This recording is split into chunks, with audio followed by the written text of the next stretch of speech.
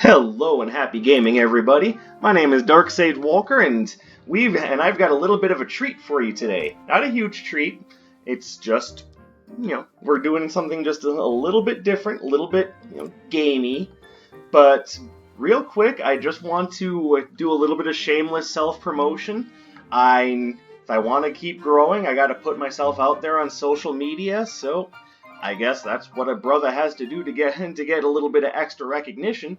So I do have a Facebook, I have a Twitter account. I don't particularly enjoy using either one of them, but that's more so about my opinions of social media, not about y'all. So I will put links to those in the description. I'm also thinking about setting up my own Discord server. I do things on Discord. Not as much as I probably should, but again, it is a thing. Let me know if you guys are interested in me setting up a little gathering hall on Discord.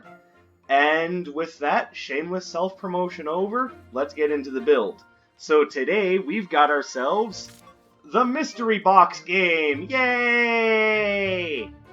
And what we'll be doing today is we're going to be carrying this Curious Relic Cube as far as we can, until either A, we're in real danger, or B, we get to the third floor, at which point I will drop it, and we will answer the question, what's inside the mystery box? So, today being a mystery box episode, I decided to get a little defensive with my build.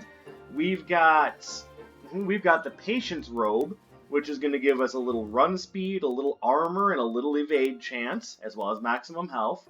And we've got things that are going to work to keep things at a distance and control them. So we've got Fiery Yo-Yo, Wave Front, Raging Inferno, and good old Piercing Void. No, we're not swapping anything. Shut up.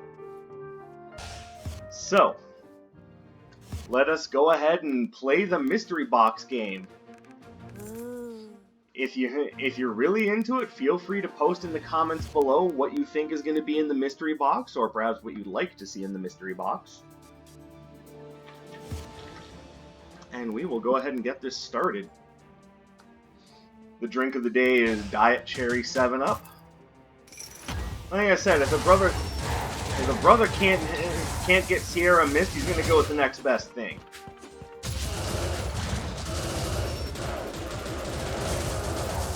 That evade chance already doing work for me. I love it.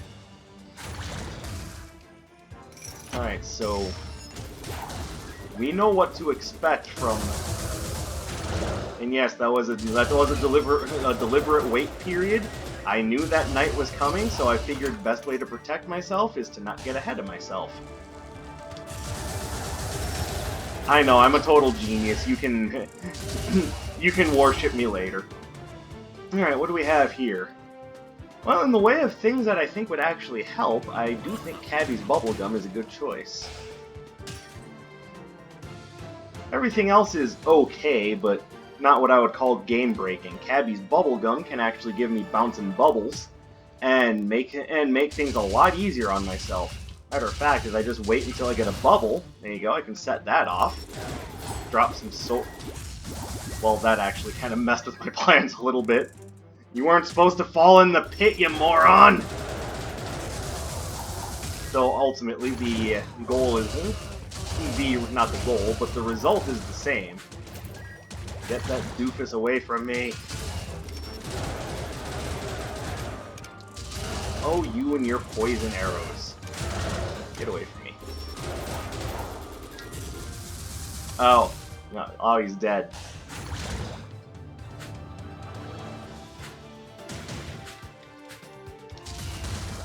Yes, I like that out of my face. I hate exploding barrels. And yeah, I know I could die hard them and blow up enemies at range, but more often than not that just works against me, so I say no, sir. No, sir, I don't want it.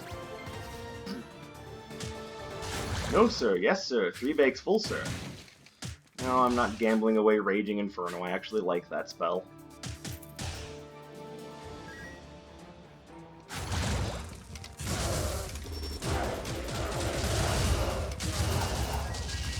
can't wait to upgrade Raging Inferno so that the charge time is a little bit less oppressive. Perfect.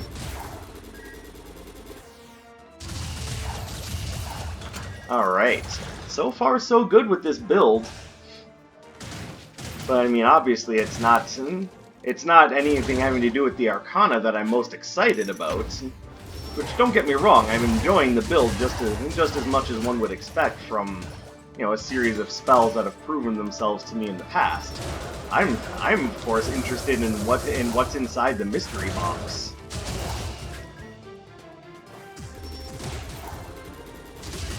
And no, the mystery box episodes aren't going to be common, but they're going to be coming up often enough where we can turn it into a fun little meaningful game.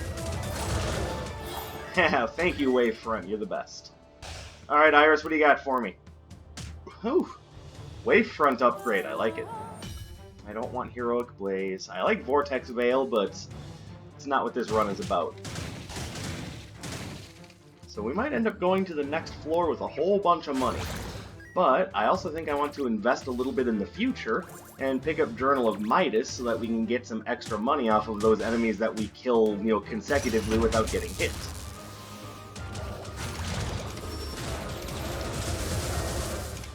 Well, that immediately resets things back to 0 because Lancers are the worst.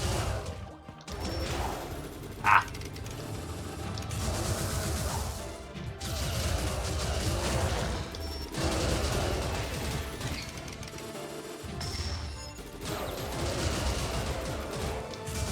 Oh, I really need that upgrade.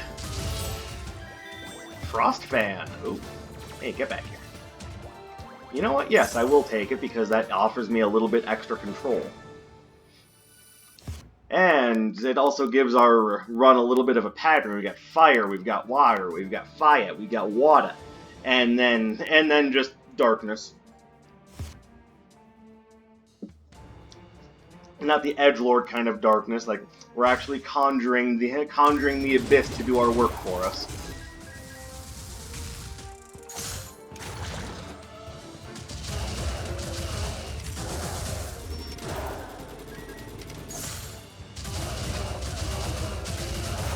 Didn't see that coming, did you? No, of course you didn't. You're not. You're too nearsighted to look any further into the future than past your own nose. And speaking of not being able to see very far ahead... Yeah, it's a dead end! We will definitely take Token of Elegance.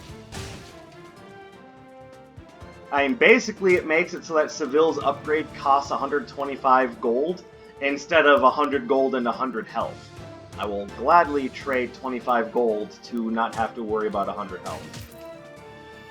It also guarantees that he shows up on the next, at least on the next floor, if he doesn't just kind of randomly show up here. Into the pit with you. See, I like Wavefront because it serves a dual purpose. While you're forming the shield, it gives you a, well, while you're forming the bubble, it gives you a shield. After you throw it, it's a wonderful offensive tool with a ton of knockback. So, Wavefront covers a lot of different things. I love that spell so much.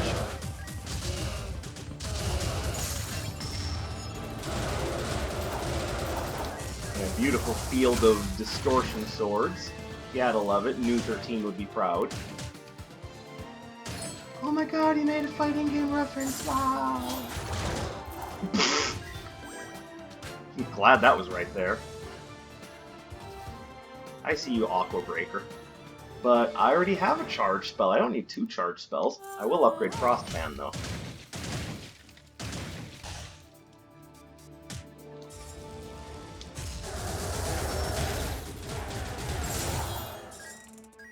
Whee! You, get on those... Oh, never mind. I guess I didn't need to push you onto the spikes. You were just gonna, you know, off yourself.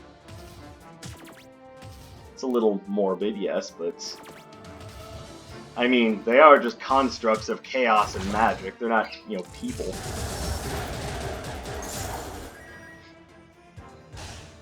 They're human-shaped, that doesn't mean they're humans.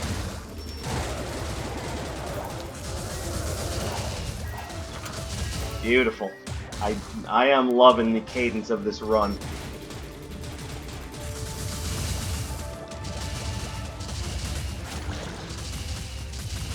There he goes. Thank you, Mr. Golem, for, you know, not posing any threat whatsoever. Yeah, dead end after dead end.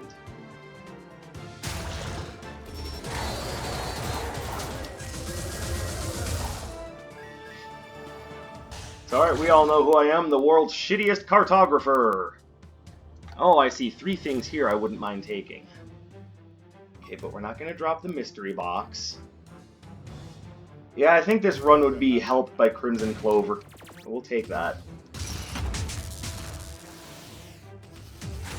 And yes, that does mean that my enemies get a greater critical hit chance, but it also means I get a greater critical hit chance. And so long as we're being careful and not just ramming our faces into every enemy attack, we should be okay. Field of Swords! Alright. I don't think I want anything else from... Actually, I will take Ifrit's Matchstick. Just give me a little bit of extra damage on my 2 Fire Arcana.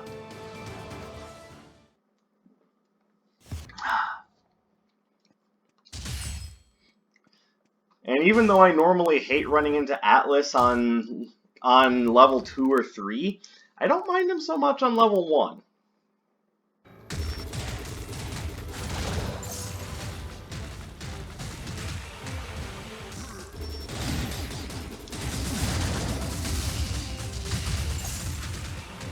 Oh, good, he hit me with the drill.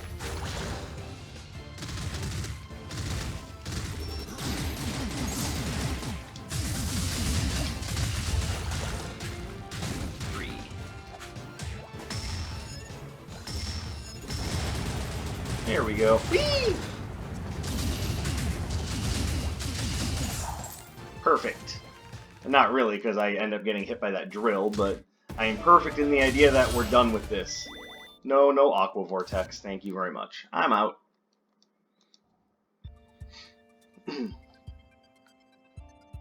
And on to Breezy McGust Pants. And I just realized that when I get to Freya, she is going to be resistant to everything I'm throwing out, so that's going to be a longer fight than I would like. It won't be like a forever fight, but it'll be annoying.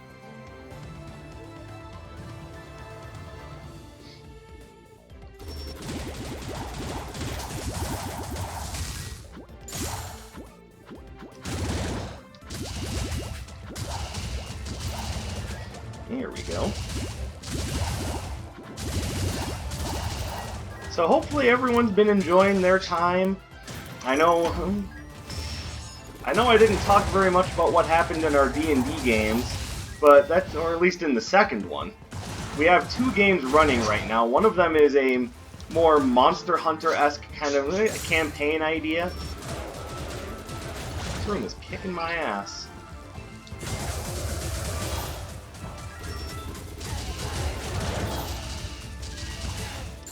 Oh my god.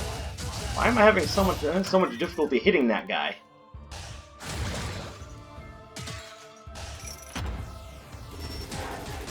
This is your daily reminder, never underestimate the power of a summoner! I actually thought about doing a summoner build today, but I decided against it because I wanted to play a round of can you guess what's in the mystery box?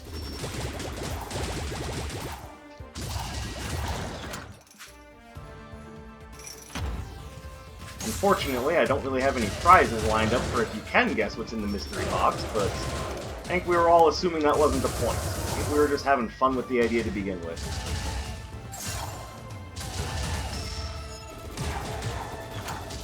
There we go. I see boom barrels over here that I would like to get rid of.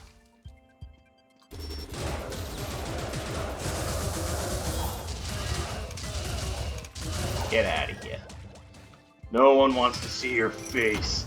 But the reason why I only talked about one of our games is because the second game had issues.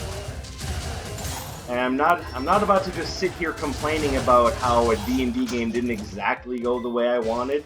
Not every game is going to go perfectly. And whereas, yes, I do tend to open up the old complaint bag quite frequently, there are some things that I just think... I mean, I guess the reason why I don't want to complain about this is because I don't want to sound like I'm unappreciative of our group, but to be fair, there are times in which your group will do stupid things, and stupid things will oftentimes have consequences, and that's kind of what I don't want to talk about. I don't want to talk about the... That's a baby.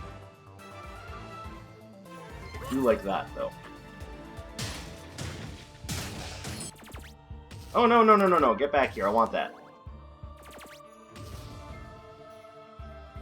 But yeah, I'm not going to sit here and talk about potential consequences that maybe fall actions that were maybe a little on the either selfish or just completely self-indulgent side.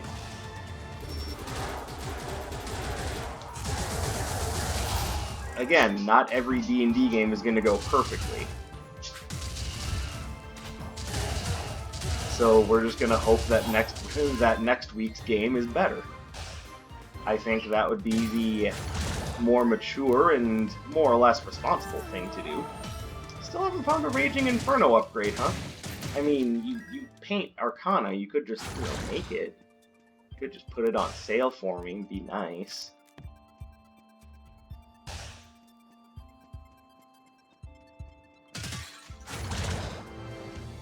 That having been said, to shed just a little bit of light on things, there were events that happened during the game that, for lack of a better term, were very self-indulgent on the part of a couple of our PCs, and it just kind of drugged the game to a bit of an unnecessary halt.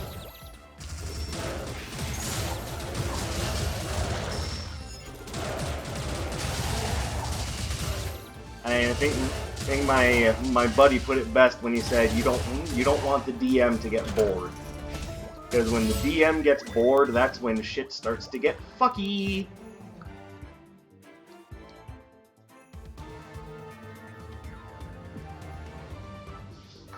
But now you may be asking, why was the DM getting bored? Wasn't I doing anything about it? By the way, I'm not the DM in this game, I'm one of the players.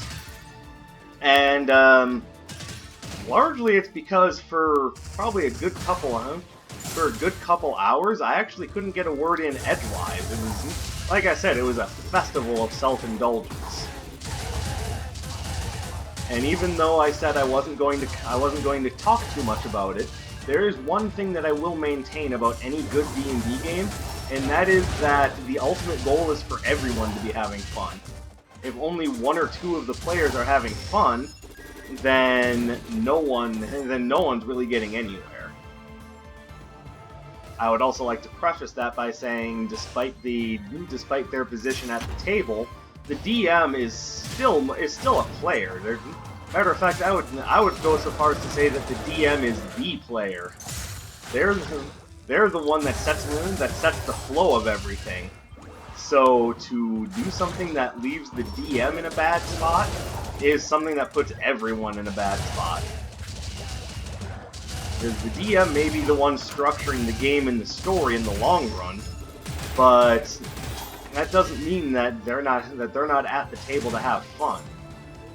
And if they're not having fun, then like I said, shit gets fucky. That's when you have something like, and the Taras comes rolling into town! Or, that same Taras deciding that he wants to, audit your tax returns. Taras can't audit tax returns. That's what you think. A little bit of extra armor isn't going to hurt anything.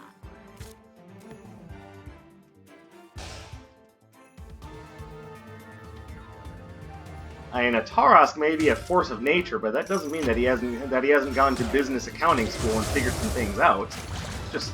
Just saying, don't just assume just because of what someone or something is.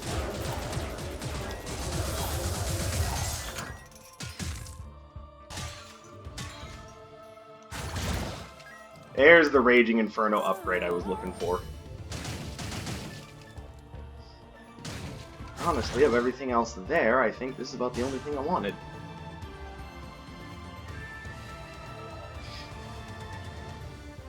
And I've seen some strange things in D&D games, not gonna lie. I had a DM, like, way back in the day when I was in school, who had a quest that ended in a boss fight that was flying bulimic anchovies. And in case you're wondering, how the hell does that work? Yeah, I still don't know. And it's not like I don't have my own oddities. I already told you about the jar of mayonnaise thing that I do just because it's better than the 1% roll on item find, resulting in you found 2 things, Jack and shit. Jack left town. So I've decided that the 1% roll should at least be somewhat more interesting, even if just because it's kind of stupid.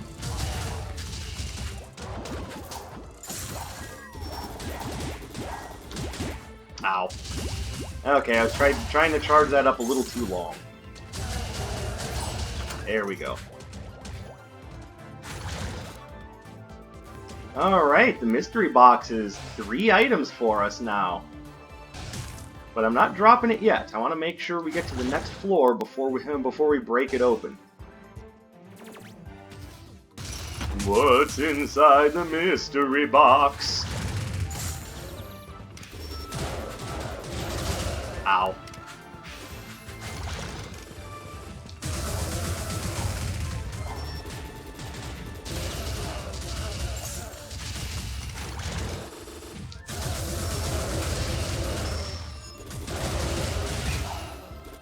There we go. Much better. I feel comfortable and more at home. I'm already burning things, so I don't really feel like I need the Phoenix Talons. Plus, there's the chance it'll lay burn on top of freeze, and of course, as you can imagine, one of those completely nullifies the other. I'm not going to say which one it is. All I'm going to say is that fire tends to turn ice to water.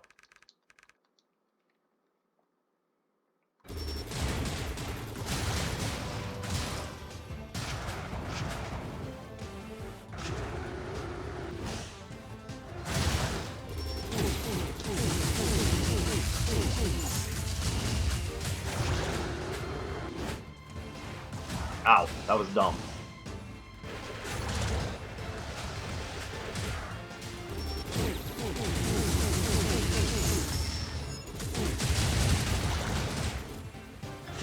Alright, we've almost got him. Just gotta put up with his ultimate now. Ah, right at the end. It's alright, we still got him. No big deal here. Now we go to fight Freya. Don't give me that spell. God, what a joke. Who is going to be resistant to most of our stuff, so here's hoping that Iris finds it in her heart to give me something interesting like Thundering Chain.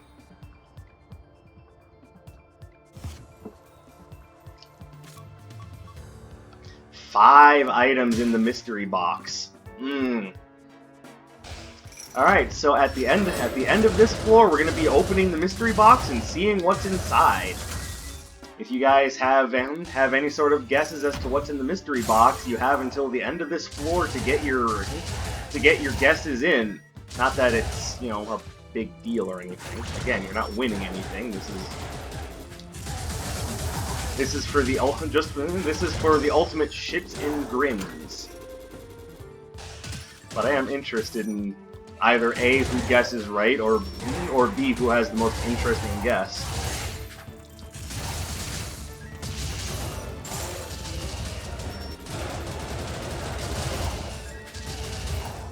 There we go. Yep, some of the elemental enemies being immune to my freeze is not what I was looking forward to. At the same time, nothing resists that. What's that? The darkness. The absolute shadow that is your miserable existence. Not gonna lie, Dark Sage, I've sounded very edgelord. Yeah, just a little bit. Oh, hey, look at that. A room I'm absolutely going to hate. Let's do it first. We can just get it over with.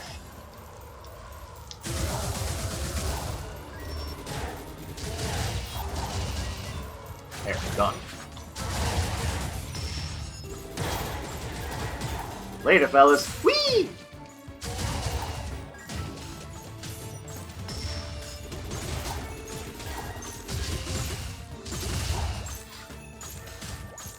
So another question some of you might be having about our little D&D situation is, well, if the DM was getting bored, why didn't he try to push things along? Trust me, without absolutely railroading the players, he did try to push things along, but only one of us got the hint. And if you're asking if it was me who got the hint, I will look you dead in the eye and say, was it me that got the hint? Yeah, it's a little passive-aggressive, but obviously, yeah, I'm the one that took the bait. And I'm not going to say that I'm better than everyone else, but, you know, you can't just spend hours getting drunk and trying to have gay sex in a bar without someone going, okay, this is stupid. And the problem isn't the gay sex. The problem is, why did you need to take multiple hours out of the game to do that with? Not that the person I'm even addressing is necessarily even watching this video. I'm kind of guessing that the person I'm addressing doesn't even know I have a YouTube channel, if I may be honest.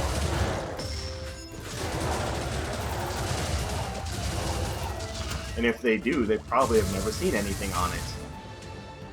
So like I said, I'm not necessarily aiming my barbs at anyone in particular that's even going to see this. However, that doesn't mean that I can't talk about it. Ice Spear. So, I'm going to say no. Mostly because I already have enough fire and water spells.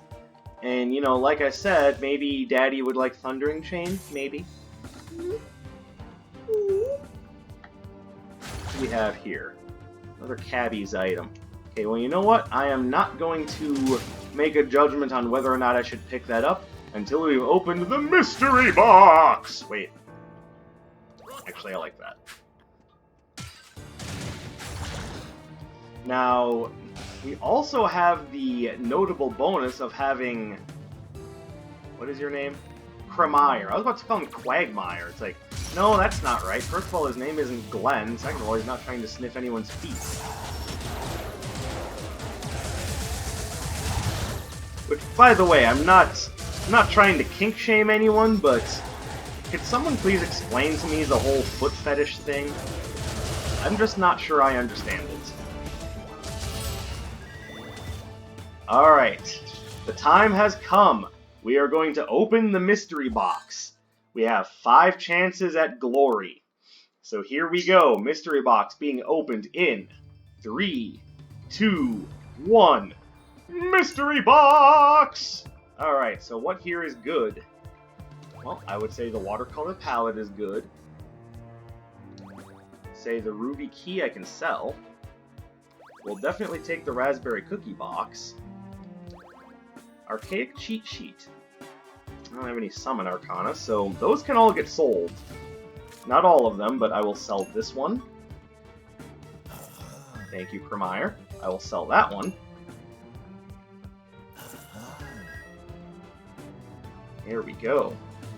Alright, looking healthy. Alright, so anyone who guessed watercolor palette, raspberry cookie box, archaic cheat sheet, or ruby key, or golden armor of envy, go ahead and give yourselves a little pat on the back. I salute your ability to read the future. Everyone else, it's okay. Better luck next time. So that's what was in the mystery box.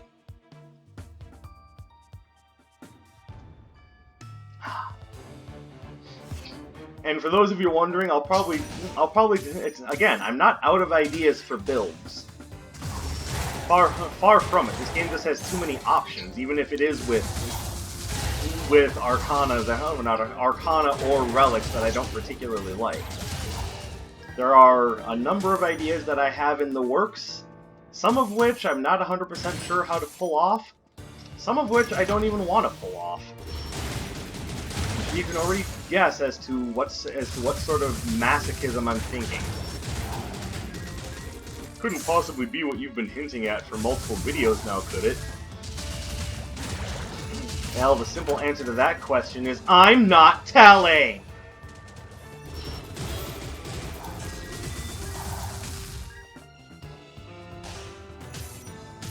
But I think every now and again, breaking up the usual tone of things with the mystery box. How come I don't get a freezing version of Aegis Charge? I want a freezing version of Aegis Charge. I've just got the one that does a bunch of damage. Why can't I get one that does a little bit less damage but freezes? Hey, doesn't that seem like fun to you? Seems like fun to me. I like the idea. I will take Razor Petals.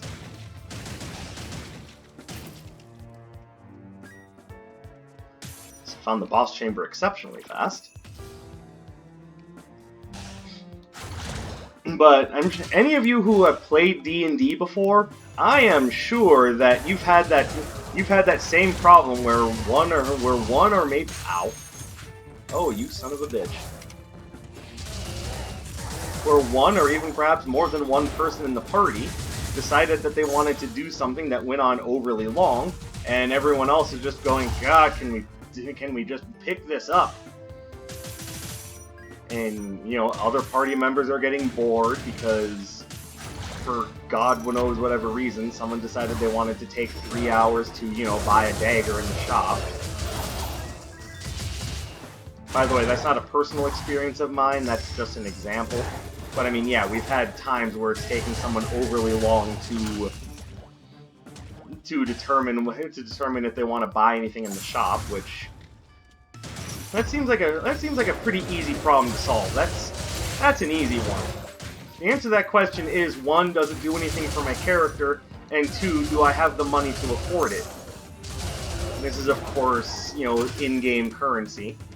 We're not charging people microtransactions to buy D&D weapons. That would be ridiculous. But don't think that it's above anyone above any publisher publishing a Baldur's Gate or any other sort of D&D game to be like, yeah, you can find these treasures in the game, but it would go a whole lot faster if you were to give us some money. Wink. I'm sorry, could you say that again? It'd go a whole lot faster if you were to give us some money. Wink. Okay, could you do it without the wink now? Go faster if you gave us money. Nudge. It's like, okay, you people are bastards.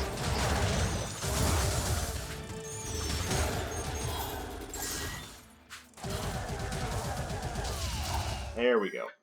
That's what you deserve. Oh, hi, Taffy. Oh, of course.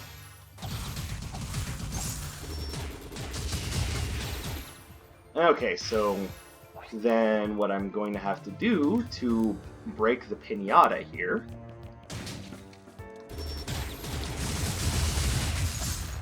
there we go. Got him. Ba-doo! That's spark contact. I mean, it's kind of what I asked for, but also not replacing my basics, so sorry, buddy. First mage.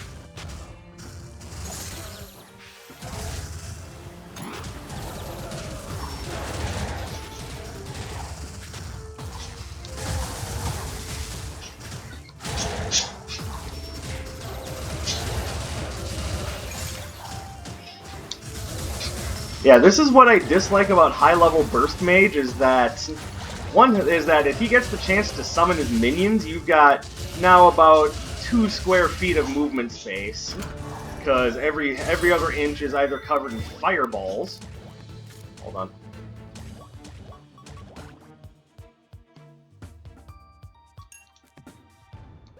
There we go.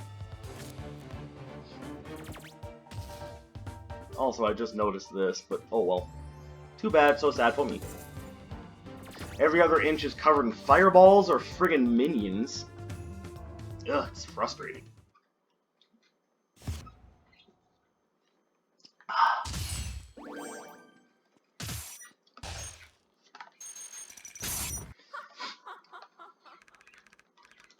But yeah, after the game had been said and done, and I had a chance to talk one-on-one with our DM, because, I mean, he is my roommate.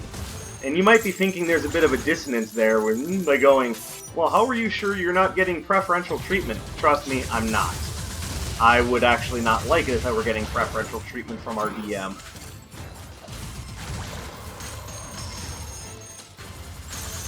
Well, there goes most of my health.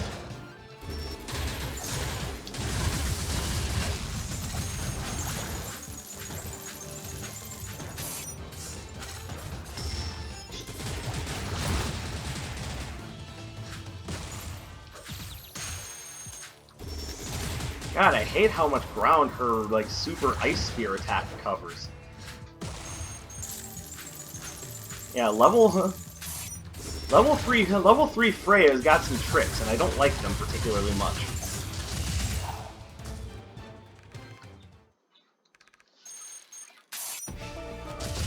There we go. Not looking to replace my dash, but, again, thanks, I guess.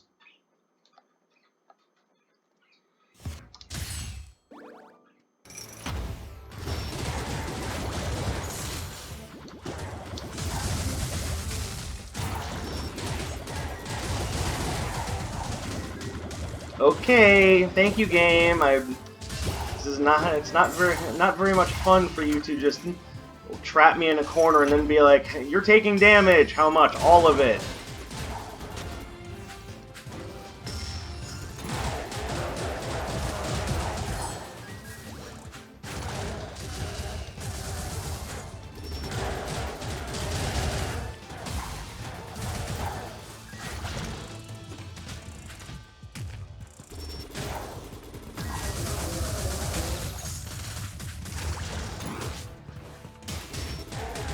Okay, I could have sworn that had come off cooldown, but apparently I was wrong.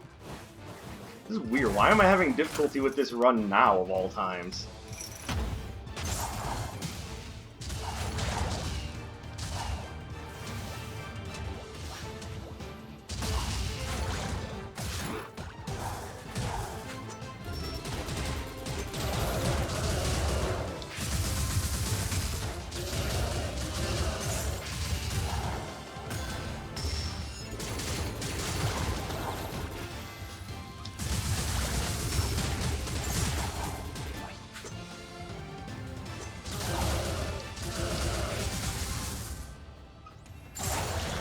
There we go. Alright, well that was more difficult than it needed to be. Daddy kind of screwed up a little bit.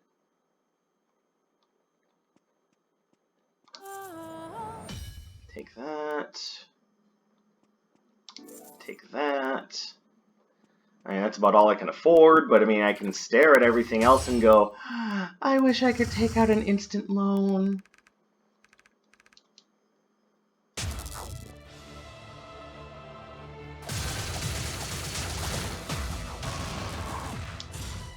Whoa, whoa, whoa, whoa, how'd that happen? I have several questions.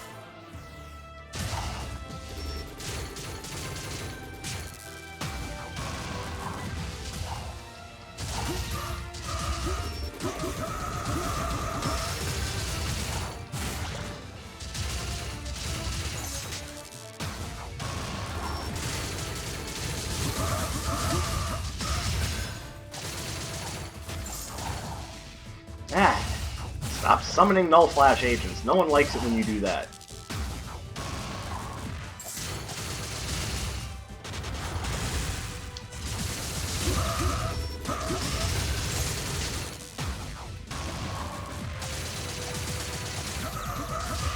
There we go. Now we're on to phase 2 of 60. Wait, what?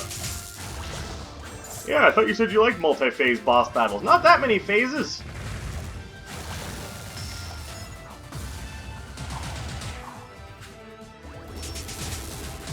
Alright, that sucked. Got hit by the very edge of the move just because it didn't feel like ending.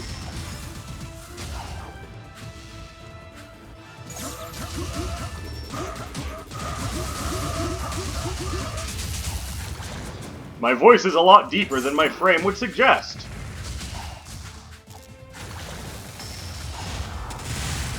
Oh, I'm dumb. Yeah, twice? Because the move knocks me back away from him? Sure, you're a dick.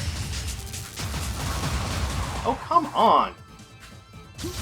Why am I having so much trouble dodging things right now? I wasn't having this much trouble all throughout the rest of the run.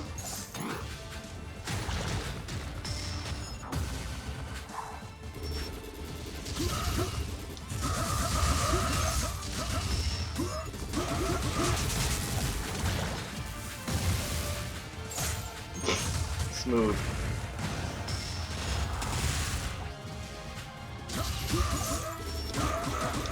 There we go. Alright. So, that's another successful episode of Can You Guess What's in the Mystery Box? And by another, I mean we've done this exactly twice. So, yay! Also, 500 damage? God, what was I thinking? Couldn't dodge an attack to save my life. And that's largely how you save your own life. But the run is a success. Let's not cry about how we got here. Let's be happy that the journey is over and that we figured out what was in the mystery box. So, thank you everyone very much for joining me on this very special second episode of Can You Guess What's in the Mystery Box? I hope you guys find that format to be fun because, you know, sometimes you don't always just want to go in with a predetermined build. Sometimes you just want to let fate take the reins and let come what may. So, there you go. Hope you enjoyed the video. I will be back in the near future with some more stuff.